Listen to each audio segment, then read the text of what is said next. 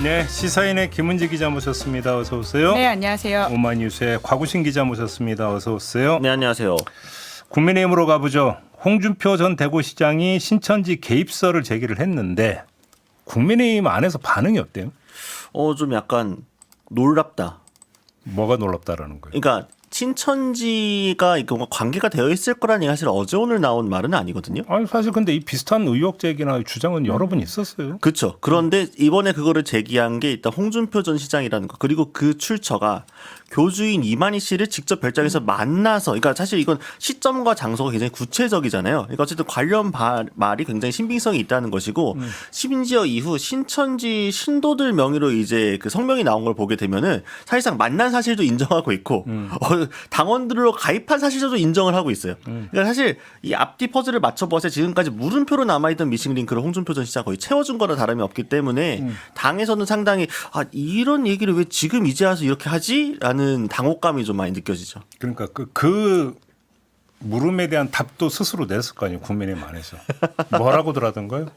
그러니까 이번 전당대회를 앞두고 어떻게든 홍준표 전 시장이 당을 흔들려고 하는구나라는 이야기들이 많죠. 뭐 흔들어서 어떡하려고요? 홍 전 시장은 어쨌든 그러니까 그 홍 전 시장의 표현 그대로면 그 당이 확실히 망해야 본인의 공간도 더 열리지 않겠습니까? 네. 그런 의미에서 새 당 만든대요? 뭐 홍 전 시장이 새 당을 만들지 아니면은 뭐 질이 멸렬한 국민의힘으로 복당을 할지 뭐 그거는 옵션을 두고 서울지를 하겠죠. 우리 노회한 정치인 아니십니까? 근데 이게 확인할 수 있는 방법은 수사 말고 있나요?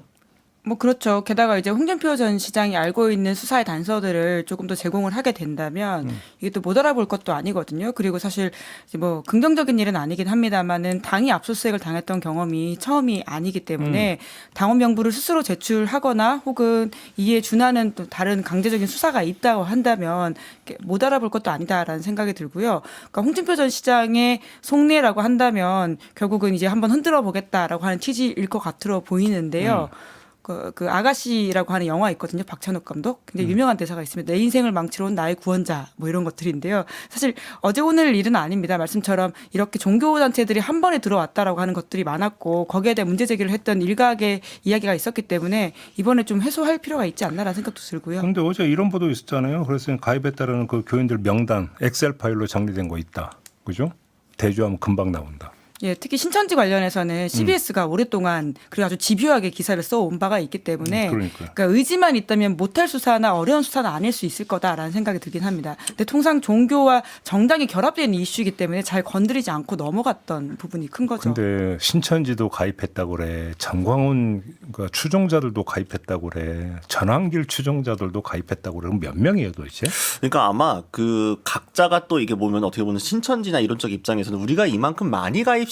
그러니까 우리 이만큼 지분이 있어를 주장해야 되기 때문에 제 생각에는 블러핑이 약간 껴있을 수는 있습니다. 거품들이 껴있긴 할 텐데 근데 거품을 뭐 걷어내고 뭐 중복돼 있는 사람 걷어내고 한다고 하더라도 이 숫자는 좀 면밀하게 파악이 좀 가능한 걸로 보이거든요. 지금 특검 수사 진행을 보게 되면 이거는 한번 정리할 필요가 확실히 있다. 그러니까 더 이상 우리가 인류가 발전하면서 신정 분리, 종교와 정치를 분리하는 식으로 발전해 오지 않았습니까? 이제 조금 가르마를 타야 될 때가 오지 않았나 싶긴 합니다. 그러니까 물론 이제 단체로 가입하는 그 자체가 문제라고 보기는 어려울 텐데요. 하지만 대가성을 염두에 두고 그런 식으로 한다면 이제 업무방해 혐의가 성립이 될 수 있다라고 하는 것이거든요. 정당법에도 걸려요. 예.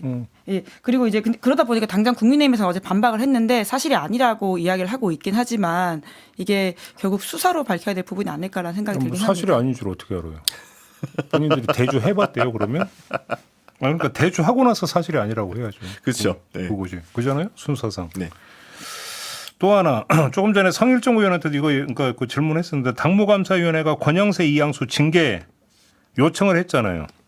그런데 조금 전에 성일종 의원은 징계할 거면 김문수부터 해야 된다 이렇게 주장하던데요. 어떻게 보십니까?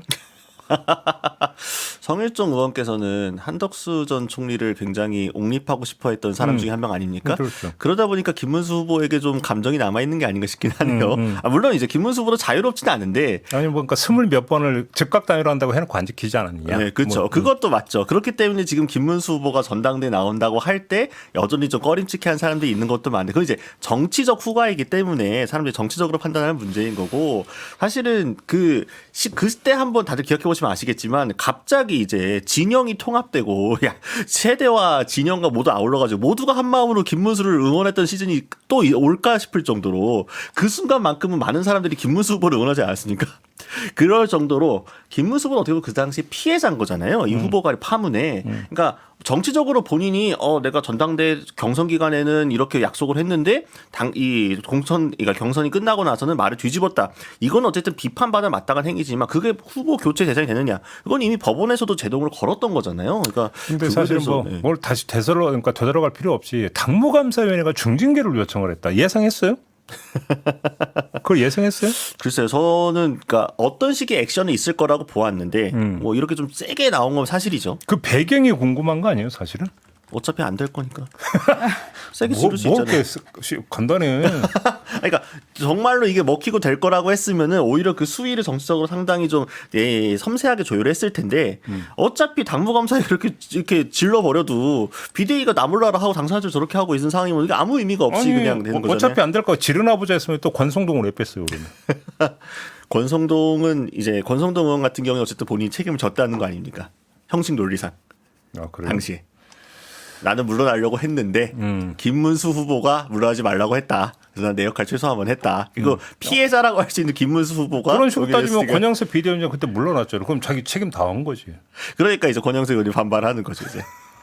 어떻게 보세요, 김은지 기자는? 이 그러니까 배경이 뭐라고 보세요? 그러니까 당무감사위를 주도하고 있는 인사를 이제 친한계 쪽 사람이다 이렇게 바라보는 시각이 있는 것 같고요. 그리고 물론 당무감사위가 결정한다고 해서 그것이 확정되는 게 아니라고 하는 것도 중요하게 봐야 되는 부분이 윤리로 있습니다. 넘어가는 거죠. 예, 그리고 윤리 같은 경우에는 윤리위원장이 아무래도 권영세 전 비대위원장 시절에 임명된 인사이기 때문에 또 그쪽에 유리한 결정을 하는 게 아니냐 이런 이야기가 나오고 있거든요. 그러니까 각자 세력의 입장에 맞춰서 어떤 상황들을 결정하고 그리고는 결과적으로 아무것도 안 이루어지는 상태로 끝날 것이다라고 하는 아주 비관적인 혹은 냉소적인 전망이 그 국민의힘 전반에 좀 있는 건 사실인 것 같습니다. 그 점에서는 똑같네요. 두 분의 그 전망이 안 될 거다. 이건 똑같은 거잖아요. 지금. 그러니까 그리고 사실 이제 전대를 통해 가지고는 지도부가 바뀔 가능성이 크지 않습니까? 그렇게 된다라고 하면 결국 유야무야 시간을 끄는 모양새로 그러니까 아예 결정을 안 하는 모양새로 부담을 지지 않고 끝낼 것이다라고 하는 이야기가 많긴 합니다. 그럼 국민의힘의 지금 상태를 한마디로 정리하면 죽도밥도 아닌 상태?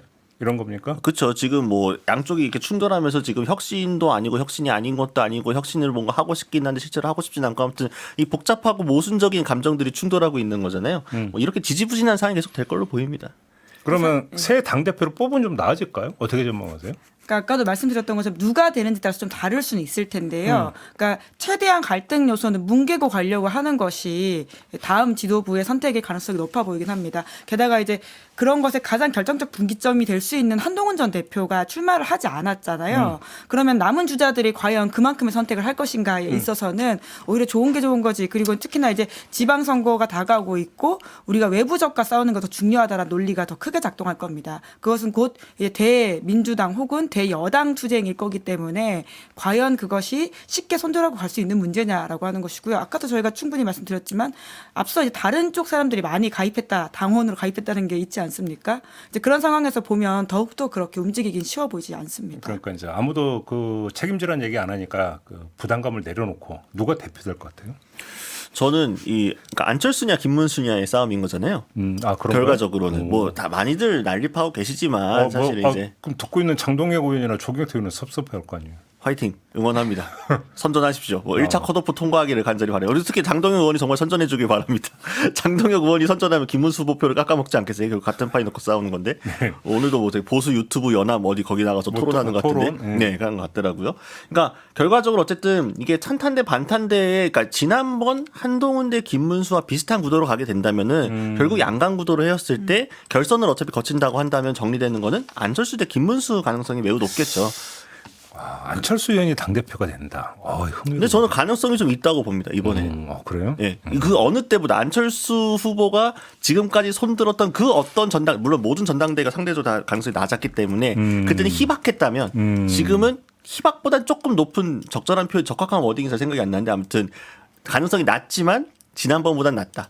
그가 손들었던 모든 전당대회 중 가장 가능성이 높은 전당대회다. 희박했지만 이번에 희망이 조금 보인다. 희망이 그렇죠. 네, 네. 라임을 타야지. 네. 네. 네. 그러면 전제 조건이 있습니다. 네. 토론을 잘할 것. 토론에서 잘할 것. 그래요? 네, 김문지 기자는 어떻게 전망하십니까? 안철수 의원에 대해서 박하게 평가하시는 분들의 공통된 이야기가 뭐냐면 시작할 때 가장 좋다라고 하는 것이거든요. 그래서 항상 이제 그럼 그 국민 스포츠 전문 용어 있는데. 그런가요? DTD요? 아니. 예, 제가- 시작할 때 제일 좋다라는 게 이거 유튜브라 괜찮나? 첫 끝발이.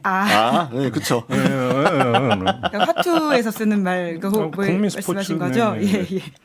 네, 그러니까 보통은 그런 이야기들을 많이 하더라고요. 그러니까 안철수 의원의 전반적인 정치 여정을 보아오면 처음 시작할 때는 굉장히 많은 관심과 실제 지지율이 높게 시작을 하는데 점점 뒤로 갈수록 그 이제 지침이 좀 떨어져서 쉽지가 않았다. 그래서 이번도 비슷하지 않겠느냐라고 이제 박한 평가를 하시는 분들이 계시기 때문에 좀 쉬워 보이지 않는 게 있고요. 이제 기본적으로 룰 세팅을 바라본다면 안철수 의원한테 좀 유리하다라고 보기 어려운 점이 또 하나 더 있다라는 생각이 들고요.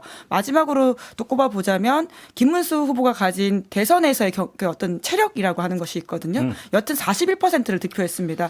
본인을 위시한 모두가 김문수를 지지하는 사람은 아니었겠지만 또 김문수라고 하는 이름을 가지고 포스터를 붙이고 결과를 끌어냈기 때문에 그 41% 체력이라고 하는 게 만만하게 볼 것이 아니다라는 차원에서는 결과적으로는 김문수 후보한테 지금 유리한 판이 됐다라고 봐야 될 것 같습니다. 김문수 후보가 당대표가 되면 한덕수 옹립파들은 어떻게 되는 겁니까? 하지만 김문수 우리 당대표께서는 지난번 대선 후보 시절에도 쿨하게 다 안고 가셨기 때문에 대탕평으로 갑니까? 네, 탕평으로 가죠. 사실 그게 탕평은 좀 뭔가 다른 성향의 사람을 하는 건데 본질적으로 그 둘은 다르지 않기 때문에 탕평이라기는 좀 애매하고 그냥 뭐 이합집산 뭐라고 해야 될까요?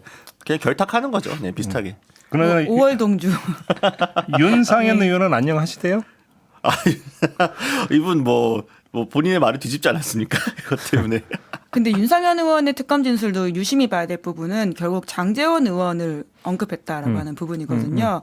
그러니까 과거에 본인 말을 뒤집어서 윤석열 씨와의 통화를 인정한 건 사실인데 이제 그걸 사실 인정하지 않을 수 없는 상황으로까지 왔기 때문에 이제 인정했다라고 봐야 될 것 그렇죠. 같고요. 적극적 진술이라고 하기보다는 결국 거기에 누굴 끼워 넣냐라고 했을 경우에 어떤 청택의 어떤 중간 통로로서 장제원 전 당시 대통령 당선자 비서실장 이야기를 하기 시작했습니다. 이 부분도 전 좀 주목해서 봐야 된다는 생각이 듭니다. 알겠습니다. 이건 좀 뭐 특검 수사 되는 거니까 좀 보도록 하고요. 잠깐 개혁신당 갔다가 여권으로 가겠습니다. 저는 이거 보면서 이준석 의원이 당 대표로 선출됐어요. 지지율이 98%? 네. 이재명 대표가 그 당 대표 되고 할 때 뭐 몇 퍼센트 했다고 이게 뭐 지금 뭐 어느 나라 얘기냐 뭐 이런 얘기 많이 나왔잖아요. 네. 근데 왜 98%는 아무 얘기를 안 해요? 언론에서? 언론에서 아무 얘기는 안 한다고요? 네. 다들 지금 조롱하고 있는데 약간 개혁신당 뭐 이준 그렇다고 조롱까지야 뭐. 그러니까 언론이 조롱한다기보다는 이제 그 전에 지금 다 이미 회자되고 있지 않습니까? 이게 무슨 공산당이냐 이런 얘기 왜 안 나오냐. 그러니까 조국 혁신당 했을 때 뭐 했던 것도 그렇고 민주당 했을 때도 그렇고 개혁신당이 때 논평 내 가지고 비판했었거든요. 저렇게 일당 독재제로 그러니까 1인 독재 체제로 가는 식의 어떤 그 당 구조에 대해서 비판을 했었는데 막상 개혁신당도 똑같이 지금 나오잖아요. 그러니까 좀 면이 안 서게 되잖아요. 그러니까 그런 것 때문에 어쨌든 개혁신당 자체가 지금 위기를 잘 드러낸 거고 그리고 저는 약간 그런 게 있어요. 왜 그 민주당을 비판했던 잣대만큼 개혁신당을 비판하지 않느냐, 왜 그 똑같이 할 수 있지 않느냐, 이 언론이 왜 개혁신당한테 관대한 거 아니야? 약간 이런 식의 이야기가 있잖아요. 저는 약간 좀 다르다고 생각해요. 깔만해야 까는 거예요. 존재감이 있어야. 너무 그 진지하게 안 받아도 돼요. 네. 그러니까 이게 뭐냐면은 민주당 어쨌든 거대 지금 여당이 되었고 뭐 국민의힘 같은 어쨌든 뭐 제일 야당으로서 다소 파이가 있고 하니까 사람들 언론도 관심을 갖고 사람들이 이렇게 보고 이렇게 비판도 하고 하는 거지. 개혁신당은 사실 대선 때 이제 이준석 그 당시 후보의 엄청난 그 자기 실수 뭐 그 실패 그거 이후로 질이 멸렬한 상황이 이어지고 있기 때문에 사실 전당대회 한지도 거의 아무도 모르지 않았습니까? 네, 관심이 그러니까 국민의힘 전당대회도 별로 관심을 안 갖고 있는 상황인데 개혁신당 전당 누가 관심 갖겠어? 어차피 이준석인데. 그러니까 아무튼 예. 당 대표로 선출된 다음 날 압수수색에 들어간 걸 가지고 개혁신당에서 뭐라고 했잖아요. 네, 시기가 공교롭다라는 표현을 썼던데요. 어떻게 이준석 보십니까? 대표의 워딩이 공교롭다라고 하는 것이고요. 그 또 개혁신당의 최고위원을 지냈었던 이긴 씨 같은 경우에는 정치보복이다라는 식의 주장까지 하고 있긴 합니다. 근데 지금 특검에서 나온 입장을 보면 우리는 오히려 시간을 기다렸다라는 취지의 주장을 하고 있습니다. 그러면 그 대표 경선 과정에서 압수수색을 했으면 그때 네. 또 경선 개입이라고 했을 거예요. 그렇죠. 그런 부분들까지 염두에 두고 그리고 또 이준석 의원이 한미의원연맹 연맹 의원 동맹으로 해가지고는 지금 미국 출장을 갔다 온 바가 있는데요. 그때도 좀 기다렸다. 그래서 우리는 기다려가지고 이 시간을 잡은 것이기 때문에 이거를 공교롭다고 말하는 건 좀 적절치 않다는 취지의 반박을 하고 있긴 합니다. 아무튼 이제 또 특검 불려가서 조사 받아야 되는 거잖아요. 왜냐하면 피의자로 적시되어 있다라고 그러니까요. 하는 것이고요. 그렇죠. 어제 압수수색 규모라고 하는 것이 자택 그리고 사무실 그리고 휴대전화까지이기 때문에 어떤 증거가 나올지. 근데 사실 이준석 의원이 가지고 있는 대표가 가지고 있는 증거보다는 이제 명태균 씨 쪽을 통해서 나오는 증거들이 무엇일지가 더 크지 않을까라는 생각이 들기도 하고요. 그러니까요. 예. 근데 지금 그 명태균 씨 쪽에서 이제 나왔던 증언들을 보면은 그 김영선 전 의원 공천 과정에 개입한 흔적들은 여러 가지가 나오고 있어요. 그래서 이제 이준석 당시 국민의힘 대표와 명태균 씨 간의 어떤 오간 대화라든지 이런 것들은 여러 개가 공개가 됐는데 그래서 이준석 당시 국민의힘 대표가 당 안에서 공천 과정에서 무엇을 했느냐가 지금 안 밝혀지고 있는 거거든요. 이걸 밝혀야 되는 거죠. 그렇죠. 그러니까 지금 윤석열 전 대통령하고 윤상현 의원과는 지금 뭐 나오고 있는 거죠. 그렇죠? 그리고 이제 이준석 전 대표하고 이제 명태균 씨하고도 이미 그럼 당사자들도 인정하고 있는 거. 그 부분도 뭔가가 있고 제일 중요한 거는 근데 윤 전 대통령 측과 이준석 당시 대표 사이에 직접적인 뭐가 있었느냐. 그리고 이준석 당시 대표는 윤상현 공관위원장과 뭔가가 있었냐. 요게 지금 여전히 그렇죠. 물음표인 거잖아요. 그렇죠. 이 부분이 드러나게 되면 뭐 이제 빼박인 거죠. 근데 거기서 이제 첫 출발은 그 공천관리위원장 임명권은 대표에게 있었으니까 왜 이준석 당시 대표는 굳이 윤상현 의원을 공관위원장으로 앉혔느냐. 이것부터 이제 풀어나가야 되는 것이죠. 또 게다가 이제 또 김건희 씨와의 관계성이라고 하는 부분도 이준석 대표가 과거에도 약간 이야기를 한 적이 있고요. 또 한참 이 논란이 컸을 때 그런 유의 카톡들이 또 나와가지고 주목을 끈 바가 있는데 그러니까 워낙 다른 건이 크다 보니까 덜 주목 상대적으로 받은 바가 있거든요. 그래서 그런 것도 명태균 씨 같은 경우에는 본인이 가지고 있는 자료가 너무 많기 때문에 정확하게 뭐가 있는지 모르겠다. 포렌식 했던 검찰에서 좀 자료를 제공해 달라. 뭐 이런 식의 이야기까지 주장을 하고 있는데요. 내용을 하나하나 볼 경우에는 이제까지 몰랐던 것들도 꽤 나올 수 있다라는 생각이 들긴 합니다. 그러니까요. 알겠습니다. 여권으로 가겠습니다. 민주당 당대표 경선은 지금 어떻게 진행이 되고 있습니까? 판세가 어떻답니까? 그러니까 우선은 저희가 지난주에도 말씀드렸던 것처럼 공개된 표가 있지 않습니까? 그러니까 영남과 충청 같은 경우에는 정청래 후보가 앞서 있는 모습들이 보이기 때문에 그 상태 그대로 지금 교착되어 있는 건데요. 왜냐하면 지금까지 이제 그 사이에 표가 공개가 되고 있지 않습니다. 그러니까 수혜 피해 이런 것들 때문에 한 번에 공개하기로 해서 아주 어떤 면에서는 박찬대 캠프는 시간을 좀 벌었다라고 볼 수 있는데요. 다만 지난주에 좀 만나봤던 각 캠프 관계자들 이야기를 들어보면 이게 일주일 사이에 상황을 막 뒤집을 수 있을 만큼이냐에 대해서는 조금 걱정이 있는 것 같고요. 이제 박찬대 캠프 입장에서는 하지만 또 표수가 상대적으로 수도권과 호남이 많기 때문에 어떻게 될지 모른다라고 주장을 하고 있기도 합니다. 근데 예를 들어서 그 박찬대 후보가 이제 강선우 여가부 장관 후보자한테 했던 입장 표명 예. 이것이 좀 일정의 영향을 미쳤을까 어떻게 보십니까? 근데 그건 그렇게까지 큰 표심을 그러니까 어차피 지금 있는 표차를 뒤집기에는 그게 그렇게까지 큰 영향을 미쳤다고 보기 좀 어려운 부분들이 있는 것 같고요. 지금 뭐 소위 말하는 그 대의원 그리고 권리당원 표심을 봤을 경우에 권리당원에서 굉장히 지금 정청래 후보가 선전을 하고 있는 모습이잖아요. 그러니까 상대적인 인지도 그리고는 뭐 내란과 관련돼 있는 과거의 어떤 역할에 대한 본인 강조 같은 것들이 여전히 더 좀 주목받고 있는 게 아닌가라는 생각이 들긴 합니다. 근데 사실 지금까지 민주당 전당대회 큰 뭐랄까 변수나 쟁점 같은 게 없는 상황이었잖아요. 그러니까 어쨌든 두 후보의 뭐 기조라든가 그런 것들 뭐 미세한 차이는 있겠습니다만 큰 틀에서 어쨌든 모두 여당의 당대표로서 어떻게 이재명 정부를 뒷받침할 것이냐 이 부분이 좀 맞춰져 있다 보니까 사실은 민주당 전당대회에서도 뭔가 이게 뭐 어떤 경쟁인지 잘 모르겠네 싶은 그래서 물음표들이 좀 나왔기 때문에 이번 강선우 전 후보자 건 때문에 처음으로 어떻게 보면 뭔가 두 후보 사이에 약간의 결이 다른 명확하게 명장이 드러나는 게 하나 생긴 거다 보니까 조금 언론에서 주목을 한 것으로 보이고 그래서 저는 원래부터도 판세를 예측을 했을 때 많이들 기자들이 공유를 했던 거는 권리당원 투표에서는 정청래 의원이 좀 앞서고 다만 이제 뭐 대의원이라든가 일반 여전히 박찬대 의원이 조금 더 앞서는 식의 형국이 형성되면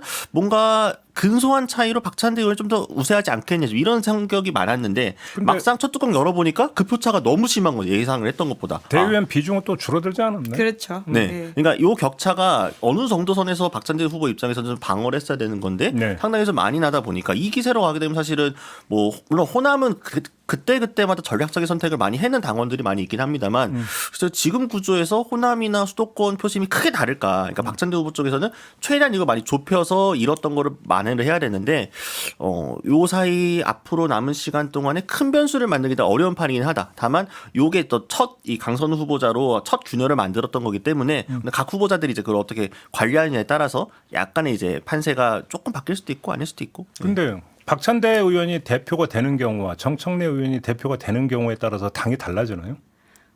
박찬대 캠프는 그렇게 주장을 하고 있습니다. 아, 그래요? 왜냐하면 이재명 대통령과의 결을 맞추는 관계에 있어서 본인이 좀 더 잘할 수 있다로 취지의 이야기를 하고 있는데요. 물론 뭐 정청래 후보 같은 경우에도 본인은 눈빛도 안 봐도 알 수 있다 이렇게 주장을 하고 있기 때문에 각자 좀 뭐 결과적으로는 큰 틀에서는 같을 텐데 조금 더 박찬대라고 하는 사람은 자기를 좀 덜 드러낼 것이다라고 하는 주장을 박찬대 캠프는 하고 있거든요. 근데 뭐 그것도 사실 어떻게 될지는 열어봐야지 알 수 있는 거기 때문에 각 주장은 사실 선거 기간에 나오는 이야기라서 어떤 걸 좀 걸러서 들어야 될 필요는 있을 것 같긴 합니다. 알겠습니다. 근데 아무튼 요거까지 좀 짚고 마무리했으면 좋겠는데 인사 문제인데 강선우 여가부 장관 후보자는 사퇴로 결국 이제 끝났어요. 근데 그리고 나서 최동석 인사혁신처장 논란이 그러니까 더 커지고 있는데 이 점은 두 분은 어떻게 평가하십니까? 그러니까 이 사안 같은 경우에는 그러니까 강선우 후보자 건은 사실 여당 대 야당의 구도로서 좀 이렇게 전선이 그어졌다라고 한다면 이거는 여당 안에서의 전선이 그어진다는 점에서 좀 눈여겨봐야 될 부분이 있는 것 같습니다. 네. 뭐 당장은 크게 엄청난 뭐 지지율 하락이라든지 이런 게 있을 것 같지는 않은데요. 근데 지금 최동석 인사혁신처장이 했던 이야기들은 뭐 심지어는 뭐 이렇게 소위 말하는 친문계만이 아니라 정성호 장관이라든지 강훈식 비서실장, 윤호중 예, 부장관. 윤호중 장관 그리고는 우상호 수석까지도 굉장히 막말이라고 할 수 있을 정도의 이야기들을 쏟아냈던 과거들이 있거든요. 이제 그런 것만 보더라도 이렇게 소위 말하는 강성의 이야기들을 굉장히 많이 하고 있어서 이것이 주는 균열선이라고 하는 게 당장은 아니더라도 드러날 수 있다라는 차원이죠. 근데 이렇게 볼 수는 없을까요? 예를 들어서 이제 그 누구죠? 강준옥 비서관이었나요? 그 이 사람이 했던 어떤 발언의 내용과 국민통합비서관 해서 네. 예. 최동석 인사혁신처장이 하고 있는 발언의 내용은 좀 결이 좀 다르다. 저도 개인적으로 거기는 동의를 하거든요. 예를 들어서 내란에 대해서 위안부 문제에 대해서 넘지 말아야 되는 레드라인을 넘어가는 어떤 그런 발언을 한 것과 최동석 인사혁신처장은 좀 쉽게 표현하면 정치 평론을 하는 과정에서 유튜브 버전으로 좀 과하게 이야기했다. 이렇게도 볼 수 있는 거 아닌가요? 어떻게 보십니까? 그러니까 결국 그 그러니까 비난의 대상이 뭐였느냐가 중요한 것 같아요. 그러니까 발언 자체 수위의 부적절성은 모두가 이제 공감을 할 텐데 그 수위가 그러니까 그 발언이 향하는 대상이 누구였느냐라고 했을 때 내란을 옹호하고 뭔가 어떤 헌정 질서 자체에 좀 위배되는 했던 행위를 했던 비서관과 그리고 인사혁신처 같은 차관급임에도 불구하고 최동석 인사혁신처자 같은 경우는 어쨌든 뭔가 뭐 민주당 같은 진영 내에 정치인을 비판을 한다라든가 어떤 정치적 문제에 대해서 본인이 좀 물론 당연히 그런 말을 하면 안 되죠. 뭐 2030 세대를 비하하든 뭐 김문수 후보를 지지했던 사람들 뭐 우매하다고 하든 어쨌든 여러 가지 좀 뭐 정말 장애도 비하하고 여러 가지 혐오 발언들을 많이 했습니다. 어쨌든 그 대상이 그 발언이 향하고 있는 목표점이 어떤 그 소위 말하는 헌정 질서라든가 어떤 큰 민주주의의 그 틀 안에서를 벗어나는 향들의 건 아니었기 때문에 약간 조금 그 여론의 어떤 그 출렁임도 그렇고 이거를 민감하게 받아들인 정도에 대한 용산의 분위기도 대통령실의 분위기도 약간 다른 게 아닌가 싶긴 합니다. 김문지 기자는 어떻게 평가하세요? 어떤 지점에서? 조금 집중 좀 하세요. 예, 방금 국민의힘 여론조사가 하나 나와가지고 어떻게 나왔는데? 국민의힘 당대표 적합도 관련해서 에이스 리서치라는 곳에서 조사했다라고 하는데 국힘 지지층에서 김문수 후보가 34.9%, 장동혁 후보가 19.8%, 조경태 후보가 11% 나왔다라고 하는 막 속보가 있네요. 예, 안철수 후보는 주진우 의원보다 낮습니다. 8%고요. 주진우 후보가 김문수인데 8.8%. 안철수라며. 좀 거세요. 토론을 잘했다고 이야기하셨는데 그래도 여론조사 이거 이야기 말씀드려야 되겠죠. 응답률 2.1%, 표본 오차 95%, 신뢰 수준 플러스 마이너스 3.1% 포인트고요. 자세한 내용은 중앙선거 여론조사 심의위원회 홈페이지 보시면 됩니다. 약간 새끼를 세면 어쨌든 국민의힘 전당대회는 한동훈 전 대표가 어떻게 움직일 거냐도 좀 큰 변수가 될 것 같습니다. 알겠습니다. 그럼 그 정도로 다시 돌아가서 최동석 인사혁신처장의 이 그 막말 예. 어떻게 평가할 것이냐 이걸 여쭤보고 있었습니다. 네, 근데 결국 자리가 인사혁신처라고 하는 곳이잖아요. 그러니까 인사혁신처라고 하는 것이 전체 공무원들을 교육시킨다라고 하는 차원에서도 적절성에 대해서 좀 생각을 해볼 수 있는 문제라는 생각이 드는데요. 그러니까 굉장히 인물 평가를 많이 했던 점에서 아마 인사혁신처장을 시켰는지는 또 모르겠는데, 그러니까 그 자리가 굉장히 사실 높은 자리입니다. 그래서 대통령이 임명장을 줄 때마다 인사혁신처장 옆에 있으면서 보좌를 하고 있거든요. 그러니까 이재명 정부가 생각하는 인재상 그리고는 앞으로 인재 교육과 발굴상에 있어서도 그분의 시선이 투영될 수밖에 없다라고 생각을 한다면 이 인사에 대해서 또 비판하는 지점들은 충분히 또 이해할 만하다라는 생각이 들기도 하고요. 뭐 그런 점에서 좀 고민이 필요하지 않을까라는 생각이 듭니다. 근데 조금 전에 성일종 의원도 그 얘기했는데 그래서 최종석 인사혁신처장이 비판했던 우상호, 윤호중, 강훈식 또 누구예요? 정성호 의원도 있고, 정성호 정성호. 장관 같은 경우에도 그랬다고 하더라고요. 다 이재명 대통령 기용했잖아요. 이거 어떻게 봐야 되는데? 예, 그러다 보니까 좀 혼선이 있는 것 같습니다. 이재명 대통령이 진짜 생각하는 인사안이 무엇이냐. 그러니까 이분을 인사혁신처장이라고 하는 그 중요 자리에 임명을 한 것과 그리고는 또 그런 사람들을 기용한 것에 대해서는 어떻게 봐야 되는지에 대한 혼돈과 혼란이 여권 안에서도 있긴 있거든요. 그래요? 그러니까 차라리 다른 자리였으면 또 뭐 상대적으로 덜 주목받으면서 지나갔을 텐데 그 인물평에 대한 이야기들 때문에 네. 좀 더 그런 말이 나오는 것도 사실인 것 같긴 합니다. 알겠습니다. 뭐 대통령실에서 아무튼 그래서 좀 심각하게 바라보면서 뭔가 검토한다 이런 얘기는 안 그런 나오고 있는 건 거죠? 아닌 것 같고요. 그러니까 저는 그런 부분에 있어서 이런 어떤 여론의 민감도에 대해서 조금 편차가 있게 반응을 하는 거가 사실 지금 최종석 처장 같은 경우에는 그냥 가면 갈 수 있거든요. 지금 분위기상으로 보았을 때. 근데 전에 강선우 후보자 때도 말씀드렸습니다만 지금은 그 대통령의 허니문 기간이기도 하고 이전 대통령 워낙 뭐 잘하는 것도 있고 여당 분위기가 좋고 하다 보니까 이런 어떤 흠결이나 뭔가 있는 사람들을 밀어붙인다고 했을 때 밀어붙일 수 있습니다. 하지만 그 후가가 다 돌아오거든요. 이게 그냥 없는 게 아니기 때문에 최종석 처장 같은 경우에도 사실 그냥 발언 하나하나 띄워놓고 보았을 때 그 앞뒤 맥락을 이해한다고 하더라도 그 수위가 사실 일반 국민이 받아들였을 때 이게 맞나 싶은 것들이 굉장히 많잖아요. 당사자들 같은 경우에도 당연히 불쾌할 수밖에 없는 부분인데 글쎄요. 인사혁신처장의 이 인사가 맞는 건지 그리고 또 얼마 전에 그 봉국 민정수석도 그 얘기를 했잖아요. 지금 인사 시스템 검증 다시 한번 재검토해보겠다고. 근데 자꾸 이런 식의 로스가 나는 거는 여러모로 좋지 않습니다. 할 거는 초반에 빨리 정리하고 가야지 오히려 그게 데미지를 줄이는 건데 용산의 판단이 조금 정무적으로 잘 이해가 안 될 때가 있습니다. 근데 이건 뭐 격가지긴 한데 이제 여기서 우리가 이제 그 뭔가 좀 한 자리 하고자 하는 분들에게는 아마 좀 그 집중적인 검토가 필요하다고 보는 게 유튜브 화법이 나중에 어떻게 돌아올 것인가. 이것도 좀 고민을 좀 하셔야 될 거다. 그렇죠. 네. 근데 사실 지난 총선에서도 유튜브에서 했던 발언들이 이제 검증대에 올라가서 그러니까. 그걸로 고생한 후보자 혹은 의원들이 꽤 있었습니다. 그런 지점에서도 이제 하나의 검증대라고 하는 것을 분명히 봐야 될 것 같고요. 거꾸로 생각하면 그 새로운 인사혁신처장 같은 경우에는 그러면 어떤 후보나 인사가 왔을 때 그 사람 유튜브를 안 볼 것이냐라는 생각이 들기도 하거든요. 그러니까. 이제 그러니까 그래서 이게 단순히 어떤 사람에 대한 평가가 박하다 혹은 뭐 특정 군에 대해서 나쁘게 말한다라고 하는 것에 볼 게 아니라 이 과거 이 인사 철학이라는 것을 어떤 식으로 후보 지금 당사자가 드러내고 있는지를 보면서 그것이 곧 이재명 정부와 맞닿는지를 봐야 되는 게 핵심인 것 같긴 합니다. 알겠습니다. 근데 뭐 아무튼 뭐 이게 뭐 낙마로까지 갈 가능성 별로 없어 보이는데요. 네, 돌아가는 그렇죠. 상황으로 예. 보면 특히나 청문 대상이 아니기 때문에 그러니까. 뭐 더 이상 이야기가 올라오고 있지는 않아 보이고요.